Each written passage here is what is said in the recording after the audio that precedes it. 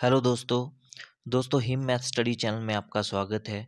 दोस्तों आज के सेशन में हम डिस्कस करेंगे एचपी टीजीटी नॉन मेडिकल का टेट का एग्ज़ाम जो कि पिछले कल यानी 12 दिसंबर को एचपी बोर्ड के द्वारा कंडक्ट करवाया गया था। इसका मैथ सेक्शन हम डिस्कस करेंगे और आज के फर्स्ट पार्ट में हम 15 क्वेश्चन डिस्कस करेंगे और हर एक क्वेश्चन को डिटेल से डिस्कस करेंगे।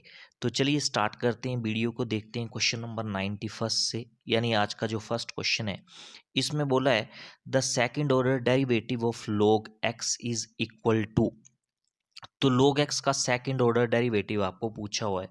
देखो जो फंक्शन होता है जिसका हमें डेरिवेटिव निकालना होता है उसको क्या कंसिडर करते हैं हम, फंक्शन को हम y ले लेते हैं, ठीक है, और y की वैल्यू कितनी दी हुई है आपको, log x।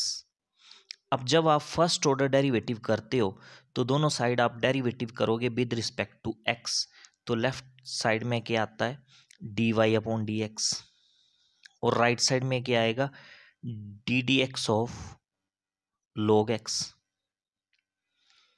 ठीक है ना। और log x का जो डेरिवेटिव होता है वो कितना होता है 1 अपॉन एक्स, तो dy अपॉन डी एक्स तो 1 अपॉन एक्स आ जाएगा और ये हो गया आपका फर्स्ट ऑर्डर डेरिवेटिव।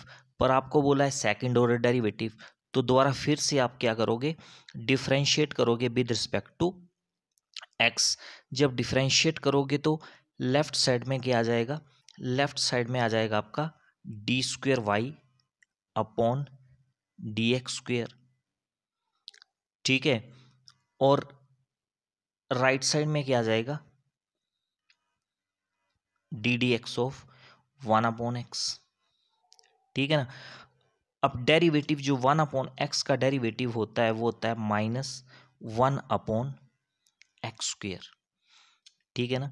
तो सेकंड ऑर्डर डेरिवेटिव जो बनेगा log x का वो क्या बनेगा -1 अपॉन एक्स स्क्वेयर। तो ऑप्शन सी आपका यहाँ पे सही हो जाएगा, ऑप्शन सी। अगला क्वेश्चन देखते हैं, इसमें बोला है if cos of 40 plus a is equal to sine 30 then the value of a is. अब देखो आपको क्या बोला है cos ऑफ 40 प्लस a किसके इक्वल दिया है, ये इक्वल दिया है आपको साइन ऑफ 30 के इक्वल। तो साइन 30 के इक्वल दिया है ये साइन 30। अब देखो आपने कुछ फॉर्मूले याद रखने हैं, जैसे कि साइन 90 माइनस ए, साइन 90 माइनस ए जो है वो इक्वल होता है कोज ए के, और कोज 90 माइनस ए जो है इक्वल होगा साइन ए के, उल्टा हो जाएगा वाइस वर्सा, ठीक है। इसी तरह से tan 90 माइनस ए जो है वो इक्वल होता है कोट ए के,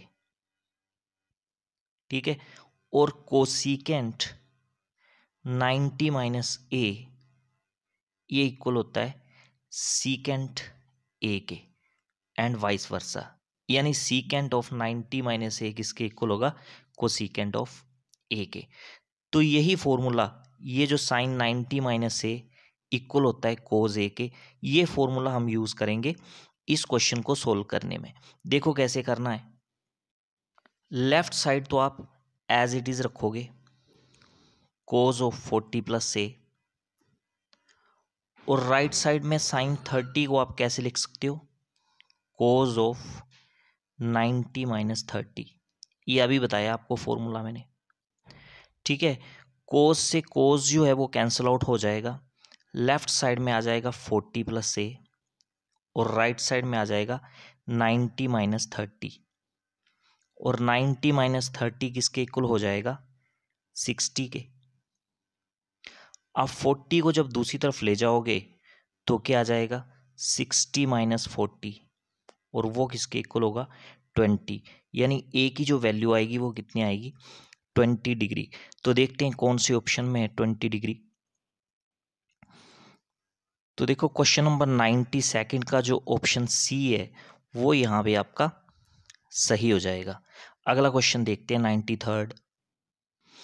इसमें बोला है the sum of exterior angles of a triangle is.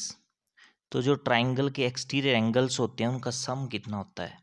देखो इंटीरियर एंगल का तो सम आपको पता है 180 डिग्री होता है, ट्राइंगल के जो इंटीरियर एंगल होते हैं।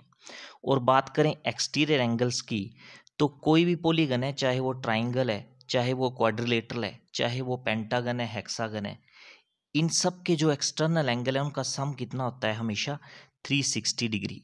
तो 360 डिग्री यहाँ पे सही ऑप्शन होगा, ऑप्शन बी इस क्वेश्चन का सही हो जाएगा। अगला क्वेश्चन देखते हैं 94। इसमें बोला है a ladder 10 metre long reaches a window 8 metre above the ground. Find the distance of the foot of the ladder from the base of the ground. अब आपको बोला है कि एक लैडर है जो कि 10 मीटर लंबी है और ये लैडर कहाँ पहुँच रही है, ये बाल है और बाल के ऊपर यहाँ विंडो लगी हुई है, विंडो तक ये लैडर पहुँच रही है और इस बाल की जो हाइट है वो भी आपको दी हुई है, कितनी है, 8 मीटर। ठीक है, तो ये 8 मीटर दी है। आपको जो लैडर का फुट है यानी ये वाला, यहाँ से जो बेस है आपका वॉल का, जो दीवार का बेस है ना ये वाला, वो आपको डिस्टेंस फाइंड आउट करना है। तो देखो ये एंगल कितने का होगा, 90 डिग्री का। ठीक है, और ये आपको डिस्टेंस निकालना है। अगर मैं इसको ए बी सी मान लूँ तो आपको ए बी डिस्टेंस जो है वो फाइंड आउट करना है। तो यहाँ पे पाइथागोरस थ्योरम लग जाएगी, क्योंकि ये राइट एंगल ट्राइंगल है और राइट एंगल ट्राइंगल में पाइथागोरस थ्योरम जब लगेगी तो पाइथागोरस थ्योरम से क्या होगा, हाइपोटेन्यूज यानी कर्ण का स्क्वायर, कर्ण क्या है यहाँ पे, AC, और AC कितना है 10, यानी 10 का स्क्वायर, और ये इक्वल हो जाएगा बेस का स्क्वायर, बेस हम AB ले लेते हैं प्लस परपेंडिकुलर, परपेंडिकुलर कितना है 8 का स्क्वायर। तो 10 का स्क्वायर बन जाएगा 100 और राइट साइड में आ जाएगा एक्स स्क्वायर प्लस 64 को जब आप दूसरी तरफ ले जाओगे तो ये -64 हो जाएगा। ठीक है, और 100 - 64 कितना आएगा, 36 इक्वल टू एक्स स्क्वायर, और स्क्वायर हटाओगे दूसरी तरफ अंडर रूट आएगा और 36 का अंडर रूट 6 हो जाएगा, यानी ये डिस्टेंस कितना बनेगा 6। तो 6 मीटर आपका सही ऑप्शन हो जाएगा। देखो क्वेश्चन आपका मीटर में दिया है तो 6 मीटर जो है आपका ऑप्शन ए जो है यहाँ पे वो सही हो जाएगा। तो अगला क्वेश्चन देखते हैं, क्वेश्चन नंबर 95। इसमें बोला है a coin is toss 3 times, what is the probability of at least 2 heads. तो एक कॉइन को 3 बार टॉस किया तो आपको प्रोबेबिलिटी निकालनी है कि कम से कम 2 हेड्स आ जाएं।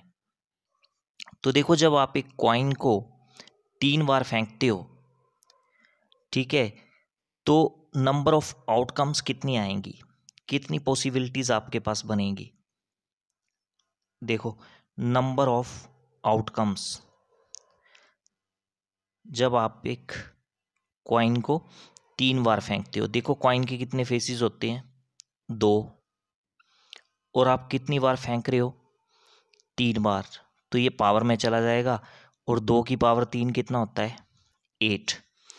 तो कितनी आउटकम्स आएंगी 8 आउटकम्स आएंगी। यानी जब आप एक कॉइन को 3 बार फेंकते हो ना तो आपके पास कितने रिजल्ट आ सकते हैं, 8 रिजल्ट आ सकते हैं। और वो पॉसिबल रिजल्ट कौन कौन से होंगे, पॉसिबल रिजल्ट कौन कौन से होंगे। देखो या तो ऐसा हो सकता है कि तीनों ही कॉइन्स पे क्या आ जाए, हेड आ जाए, या तीनों ही कॉइन्स पे टेल आ जाए। तो इस तरह से या ऐसा हो सकता है कि 2 कॉइन्स पे हेड आए 1 पे टेल, या 2 पे टेल 1 पे हेड। तो टोटल कितनी पॉसिबिलिटीज होंगी, 8 पॉसिबिलिटीज होंगी। वो 8 पॉसिबिलिटीज कौन कौन सी होंगी, देखो टोटल 8 पॉसिबिलिटीज हैं, तो 8 का हाफ कितना होता है 4, तो आप क्या करोगे, 4 बार हेड लिखोगे, 4 बार हेड लिखोगे और 4 बार टेल लिखोगे। ठीक है, 4 का हाफ कितना होता है, 2 बार। अब आप क्या करोगे, 2 बार हेड लिख दोगे, 2 बार टेल, 2 बार हेड और 2 बार टेल। 2 का हाफ कितना होता है, 1। अब आप 1 बार हेड लिखोगे, 1 बार टेल, 1 बार हेड, 1 बार टेल, 1 बार हेड, 1 बार टेल। यहाँ पे हेड आ जाएगा और यहाँ पे टेल आ जाएगा। तो ये टोटल आपके पास 8 पॉसिबिलिटीज होंगी जब आप एक कॉइन को 3 बार फेंकते हो। अब आपको बोला क्या है, आपको निकालनी है प्रोबेबिलिटी। ठीक है, प्रोबेबिलिटी निकालनी है। आप किसकी प्रोबेबिलिटी निकालनी है, at least 2 heads, at least 2 heads, कम से कम 2 हेड्स आपके पास आ जाएं। तो देखो टोटल आउटकम्स तो आपके पास कितनी है, 8 आ जाएगा आपका डिनोमिनेटर में। और आपको कम से कम 2 हेड चाहिए, 2 से ज़्यादा भी चलेंगे पर कम से कम 2 होने चाहिए। तो देखो कहाँ कहाँ ऐसी पॉसिबिलिटीज़ बन रही हैं, यहाँ पे 2 या 2 से ज़्यादा हेड हैं। देखो एक, यहाँ 2 हेड हैं, ये भी आ जाएगा, यहाँ 2 हेड हैं, ये भी आ जाएगा, यहाँ सिर्फ एक ही हेड है, ये नहीं आएगा, यहाँ 2 हेड है, ये भी आ जाएगा, यहाँ एक ही हेड है, ये नहीं आएगा, ये भी एक हेड है यहाँ, और यहाँ तीनों टेल हैं, ये भी नहीं आएगा।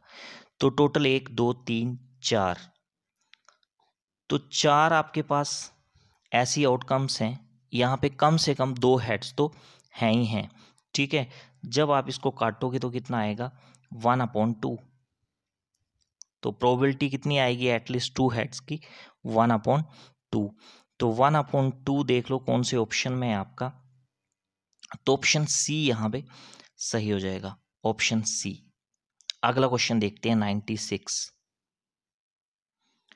यहाँ बोला है द स्टैंडर्ड फॉर्म ऑफ 1353, और साथ में कितनी जीरो हैं, 2 2 4 और 2 6। तो ये जो नंबर आपको दिया है इसको आपको स्टैंडर्ड फॉर्म में लिखना है। अब नंबर आपको क्या दिया हुआ है, 1353, और साथ में कितनी जीरो हैं, 6 जीरो हैं।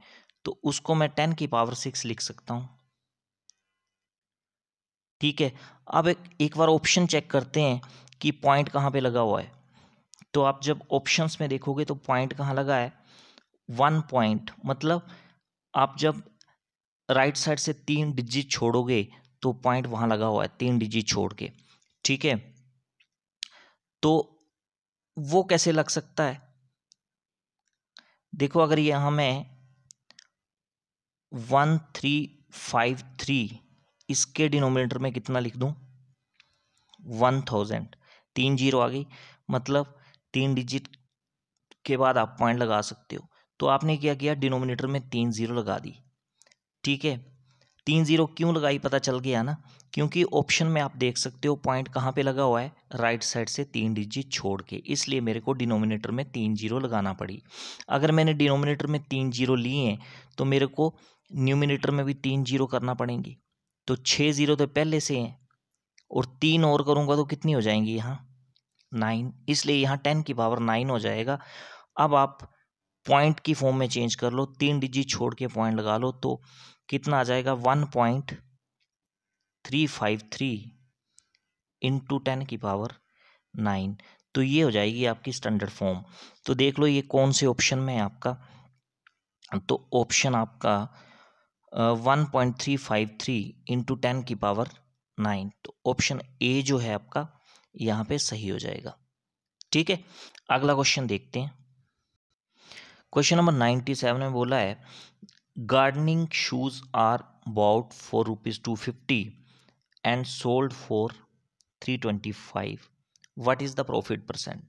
तो देखो सिंपल सा क्वेश्चन है ये, इसमें आपको कॉस्ट प्राइस दिया है 250, तो कॉस्ट प्राइस यहाँ पे 250 दिया है, सेलिंग प्राइस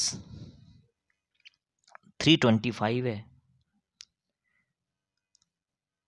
तो सेलिंग प्राइस ज़्यादा है, इसका मतलब प्रॉफिट होगा। तो प्रॉफिट कितना होगा? 325 माइनस 250, और कितना आएगा वो? 75। तो 75 प्रॉफिट होगा, 75 रुपये का प्रॉफिट हो रहा है यहाँ पे। पर आपको क्या बोला है? प्रॉफिट परसेंट निकालना है, प्रॉफिट परसेंट निकालना है। प्रॉफिट परसेंट निकालने का फॉर्मूला क्या होता है? Profit divide by cost price. Cost price कितना है? 250। 250 मल्टीप्लाई 100, तो ये फॉर्मूला होता है प्रॉफिट परसेंट निकालने का। ठीक है, 0 से 0 काट सकते हो आप। 5 5 the 25 and 5 2 the 10, 5 1 the 5 and 5 15 the 75।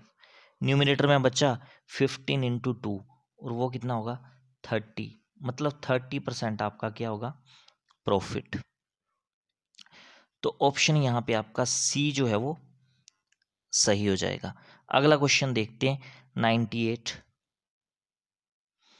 Which of the following is a polynomial. आपको बताना है कि दिए हुए ऑप्शंस में से कौन सा पोलिनोमियल है। देखो, कोई भी क्वेश्चन पोलिनोमियल कब होंगी, कोई भी क्वेश्चन पोलिनोमियल कब होती है? नंबर एक तो जो वेरिएबल है उसमें नेगेटिव पावर नहीं होनी चाहिए। नंबर दो, वेरिएबल जो है वो डिनोमिनेटर में नहीं होना चाहिए। और नंबर तीन, जो वेरिएबल होता है उसके ऊपर स्क्वायर रूट नहीं होना चाहिए। अगर ये कंडीशनें फुलफिल हो रही हैं तो वो क्वेश्चन क्या होगी? पोलिनोमियल कहलाएगी। ठीक है, ऑप्शन ए को अगर हम चेक करें तो √2x - 1, तो देख सकते हो यहाँ पे वेरिएबल x है और इसके ऊपर अंडर रूट लगा हुआ है, इसका मतलब ये पोलिनोमियल नहीं है, कंडीशन फुलफिल नहीं हो रही है। बी ऑप्शन में देखोगे वेरिएबल आपका डिनोमिनेटर में कंडीशन फुलफिल नहीं हो रही है। ऑप्शन डी में अगर आप देखोगे तो यहाँ भी वेरिएबल x², ठीक है, x² क्या है आपका डिनोमिनेटर में, ये भी क्या है? फुलफिल नहीं कर रहा है कंडीशन, तो ये भी पोलिनोमियल नहीं होगा। ऑप्शन सी को अगर हम चेक करें, ऑप्शन सी में देखो आप, जो वेरिएबल है आपका x, एक तो उसके ऊपर अंडर रूट लगा हुआ है और भी डिनोमिनेटर में है। अगर इसको मैं थोड़ा सोल्व करूं तो चलिए इसको सोल्व करते हैं। क्या लिखा है ये? इसमें लिखा है x² plus 3x³ divide by √x। यही है ना? चेक कर लेते हैं एक बार। तो आपका x² plus 3x³ divide by √x, इसको अगर मैं सोल्व करूं तो यहाँ पे आ जाएगा आपका x² प्लस 3x³। अब देखो अंडर रूट जब आप हटाओगे तो x⁻1/2 आएगी डिनोमिनेटर में, और जब इसको न्यूमिनेटर में लाओगे तो क्या आएगा? x⁻−1/2। ठीक है ना? तो x² आ जाएगा प्लस, यहाँ पे देखो बेस सेम है, बीच में मल्टीप्लाई का साइन है तो पावरें क्या हो जाती हैं? ऐड हो जाती हैं। तो 3/2 प्लस -1/2, ये पावरें हैं, इनको मैं ऐड कर रहा हूँ साइड में, तो कितना आएगा? 3/2 -1/2, एलसीएम 2 आ जाएगा, ऊपर 3 - 1 आएगा और वो 2/2, मतलब 1। एक्स की पावर कितनी आ जाएगी? 1, या उसको 3x लिख सकते हैं आप। तो x² प्लस 3x, तो ये आपकी इक्वेशन बन गई, उसको थोड़ा सा सिंप्लीफाई करके। तो ये आपकी पोलिनोमियल है। तो कोई भी इक्वेशन पोलिनोमियल कब होगी, दोबारा से मैं कंडीशन बता देता हूँ। नंबर एक, जो वेरिएबल है उसकी पावर नेगेटिव में नहीं होनी चाहिए। नंबर दो, उसके ऊपर अंडर रूट नहीं होना चाहिए। यहाँ पे अंडर रूट तो था, पर सोल्व करके वो सिंपली पोलिनोमियल बन रही थी। तो ये भी आपने चेक कर लेना है कि इक्वेशन सोल्व हो रही है थोड़ा बहुत कि नहीं हो रही है। और तीसरी कंडीशन थी कि वेरिएबल जो है वो डिनोमिनेटर में नहीं होना चाहिए। तो ये कंडीशन आपने याद रखनी है। अगला क्वेश्चन देखते हैं। इसमें बोला था semi perimeter of a triangle with sides A B C is. तो एक ट्राइंगल है जिसकी साइड्स आपको दी हुई हैं ए बी और सी। आपको उसका सेमी पेरीमीटर निकालना है। देखो अगर हम पूरी ट्राइंगल की पेरीमीटर की बात करें तो अगर आपको साइड्स ए बी सी दी हुई है ना, तो उसका पेरीमीटर क्या बनेगा, उन साइडों का सम आ जाएगा। जो भी साइड्स की लेंथ है ना उनका सम कर लोगे आप, तो उस ट्राइंगल का पेरीमीटर निकल के आ जाएगा। आपको सेमी बोला है, सेमी मतलब हाफ, तो डिवाइड बाई 2 कर दोगे सिंपल आप, तो ये सेमी पेरीमीटर निकल आएगा किसका, ट्राइंगल का, जिसकी साइड्स क्या होंगी ए बी और सी। तो ऑप्शन देख लो, ऑप्शन बी यहाँ पे सही हो जाएगा आपका। अगला क्वेश्चन देखते हैं 100th। इसमें बोला था formula of cos 2a। Cos 2a का फॉर्मूला क्या होगा। देखो कोस 2a का जो फॉर्मूला यहाँ पे होगा वो आपका ऑप्शन बी सही होगा, ऑप्शन बी। वैसे कोस 2a के जो और फॉर्मूले होते हैं वो भी आपको बता देता हूँ। कोस 2a का फॉर्मूला कोस की फॉर्म में अगर बात करें तो वो होता है 2 cos square a -1। Cos 2a का फॉर्मूला साइन की फॉर्म में अगर बात करें तो वो होता है 1 - 2 साइन स्क्वेयर a। और कोस 2a का ही फॉर्मूला जो कि tan की फॉर्म में, वो कौन सा होता है 1 - tan square a, 1 - tan square a upon 1 + tan square a। तो ये आपने फॉर्मूले चारों याद रखनी है कोस 2a के। ठीक है, तो यहाँ पे ऑप्शन बी सही बन रहा है। ठीक है, अगला क्वेश्चन देखते हैं, question number 101। The derivative of sine X at X equal to 0। अब देखो ये दूसरा क्वेश्चन आ गया डिफरेंशिएशन का। साइन एक्स की डिफरेंशिएशन कितनी होती है, कोस एक्स। सिंपल सा क्वेश्चन था ये। और बोला है एट एक्स इक्वल टू 0, मतलब आप एक्स की जगह क्या रख दोगे, 0 रख दोगे। और कोस 0 किसके इक्वल होता है, 1 के इक्वल।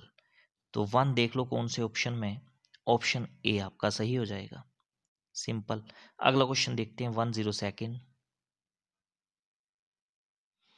इसमें बोला था volume of sphere is. Sphere का वॉल्यूम क्या होगा। देखो जो स्फेयर का वॉल्यूम होता है वो होता है 4/3 पाई आर क्यूब। तो ऑप्शन सी यहाँ पे सही होगा। इसके अलावा स्फेयर से रिलेटेड और फॉर्मूले, जैसे आपको पूछ ले surface area, surface area of sphere, तो वो कितना होता है 4πr²।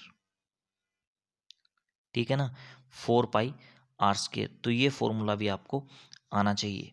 अगला क्वेश्चन देखते हैं 103। इसमें बोला था perimeter of a circle is equal to that of a square. किस सर्कल का जो पेरीमीटर है स्क्वेयर के पेरीमीटर के इक्वल है। Then the ratio of their radii, तो उनके रेडियाई की रेशियो क्या होगी। देखो यहाँ पे रेडियाई नहीं होगा, यहाँ पे होगा area, ratio of their area. क्योंकि सर्कल का तो एरिया होता है, स्क्वेयर का एरिया थोड़ी होता है। ठीक है ना, तो यहाँ पे आएगा एरिया आएगा यहाँ पे, ये ध्यान रखना आपने। तो आपको गिवन क्या है कि perimeter of circle, perimeter of circle कितना होता है 2πr। ये इक्वल है पेरीमीटर ऑफ स्क्वेयर, और स्क्वेयर का पेरीमीटर कितना होता है, अगर स्क्वेयर की साइड हम a मान लें तो उसका पेरीमीटर 4a बन जाएगा। ठीक है, अब देखो यहां से 2 से 4 को काट सकते हो आप, तो आपका लेफ्ट साइड में क्या बचा πr, यहाँ पे πr आ जाएगा, और राइट साइड में क्या आएगा 2a। पाई की वैल्यू कितनी होगी 22/7 इंटू आर तो है ही है साथ में, 2a हो जाएगा यहाँ पे। ठीक है, अब यहाँ से 2 से 22 को काट दो तो कितना आ गया आपके पास 11R upon 7 is equal to A। यही आएगा ना। अब आप क्या करो, R को लेफ्ट साइड से राइट साइड में ले जाओ तो R लेफ्ट साइड में मल्टीप्लाई हो रहा है, राइट साइड में जाएगा तो A के साथ क्या हो जाएगा, डिवाइड हो जाएगा, और लेफ्ट साइड में क्या बचेगा 11 अपॉन 7, और यहाँ पे क्या बचेगा A अपॉन R। ठीक है, अगर मैं A अपॉन R को R अपॉन A लिख दूं तो जो दूसरी साइड वाली टर्म है वो भी क्या हो जाएगी, उल्टी हो जाएगी, मतलब वो भी 7 अपॉन 11 हो जाएगी। ऐसा मैंने क्यों किया, आगे देखते हैं आपको पता चलेगा। अब आपको बोला है कि सर्कल का एरिया और स्क्वायर का एरिया जो होगा उनकी रेशो क्या बनेगी। देखो, एरिया ऑफ सर्कल तो मैं ए ब्रैकेट में सी लिख रहा हूं, इसका मतलब एरिया ऑफ सर्कल, और area of square A S लिख रहा हूं उसको। देखो, सर्कल का एरिया कितना होता है पाई आर स्क्वायर, और स्क्वायर का एरिया कितना होता है, अगर मैं साइड ए मान लूं तो ए स्क्वायर। यही होता है ना, पाई की जगह पाई लिख दो। देखो, आर स्क्वायर न्यूमरेटर में, ए स्क्वायर डिनोमिनेटर में, तो R square upon A square, क्या मैं इसको ऐसे लिख सकता हूं आर अपॉन ए का होल स्क्वायर, लिख सकता हूं ना। अब देखो, पाई की जगह कितना आ जाएगा 22 अपॉन 7, और आर अपॉन ए की वैल्यू आपने पीछे निकाली हुई है कितनी 7 अपॉन 11, तो 7 अपॉन 11 का होल स्क्वायर बन जाएगा ये। जब आप इसको फर्दर सोल्व करोगे तो कितना आएगा 22 अपॉन 7, 7 का स्क्वायर मतलब 7 इंटू 7, और 11 का स्क्वायर 11 इंटू 11, तो 7 से ये 7 कट जाएगा, 11 से 22 कटेगा, तो आपका न्यूमरेटर में कितना बचेगा 2 इंटू 7 कितना बनेगा 14। ठीक है, और डिनोमिनेटर में आपका सिर्फ 11 बचेगा, तो रेशो क्या बनेगी 14:11, 14:11। तो यही सही आंसर आएगा इस क्वेश्चन का। तो ऑप्शन यहाँ पे बी जो है, बी ऑप्शन यहाँ पे सही हो जाएगा। तो ये याद रखना आपने, यहाँ पे रेडिया ही नहीं आएगा, यहाँ पे क्या आ जाएगा एरिया आएगा। अगला क्वेश्चन देखते हैं 104। इसमें बोला what is the common difference of an AP इफ A18 minus A14 is equal to 32। 18 का मतलब होता है 18th टर्म ऑफ AP, और A14 का मतलब होता है 14th टर्म ऑफ AP। ठीक है, अब देखो आपको ये formula nth term of AP का जो फॉर्मूला है वो आपको पता होगा, किससे डिनोट करते हैं an को क्या पढ़ते हैं हम nth टर्म ऑफ AP, और ये किसके इक्वल होता है A plus n-1 into D. और जब हम 18th टर्म की बात करते हैं तो उसको A18 लिखेंगे, तो ये कितना आएगा A प्लस 18-1 17D। ठीक है ना, और जब हम बात करेंगे 14th टर्म की तो A प्लस 13D आएगा। ठीक है ना। अब देखो आपको गिवन क्या है, आपको गिवन है A18 minus A14 is equal to 32, यही गिवन है ना। A18 की मैं वैल्यू अगर पुट कर दूं तो कितनी आएगी A प्लस 17D। ठीक है, तो यहाँ पे मैं लिखूंगा A plus 17D minus A14 की वैल्यू कितनी आएगी A प्लस 13D, और राइट साइड में कितना दिया हुआ है 32।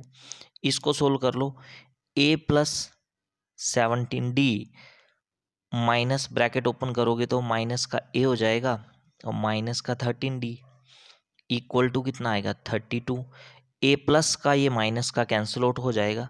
17D माइनस 13D कितना आ जाएगा 4D इक्वल टू 32। आपको D की वैल्यू निकालनी है। D का मतलब कॉमन डिफरेंस, तो 4 को दूसरी तरफ ले जाओगे 32/4 कितना हो जाएगा 8। तो 8 आपका सही हो जाएगा, 8 आंसर आएगा आपका इस क्वेश्चन का। तो देख लेते हैं 8 कौन से ऑप्शन में है। तो ऑप्शन ए में 8 है, तो ऑप्शन ए यहाँ पे सही हो जाएगा। अगला क्वेश्चन देखते हैं 105। The area of rhombus whose diagonals are of length 10 centimetre and 8.2 centimetre. तो रोम्बस का एरिया आपको निकालना है, डायगोनल की लेंथ आपको दी हुई है। तो रोम्बस का जो एरिया होता है वो कितना होता है 1/2 D1 इंटू D2। तो एक डायगोनल आपको कितना दिया हुआ है 10 दिया हुआ है और दूसरा 8.2 दिया हुआ है। तो इसको सिंपल कर लो आप, 2 5 द 10 हो जाएगा और 5 इंटू 8.2, तो इसको मल्टीप्लाई करोगे तो ये 41 सेंटीमीटर स्क्वेयर। तो ये आपका आंसर आएगा इसका। तो 41 देख लो कौन से ऑप्शन में है, तो ऑप्शन ए आपका यहाँ पे सही हो जाएगा। ठीक है, तो ये थे आज के 15 क्वेश्चन जो हमने डिस्कस किए। आई होप ये वीडियो आपको बेनिफिशियल लगा होगा आपके आने वाले एग्जाम के लिए। तो अगले 15 क्वेश्चन हम अपने नेक्स्ट वीडियो में डिस्कस करेंगे। तो thanks for watching the video.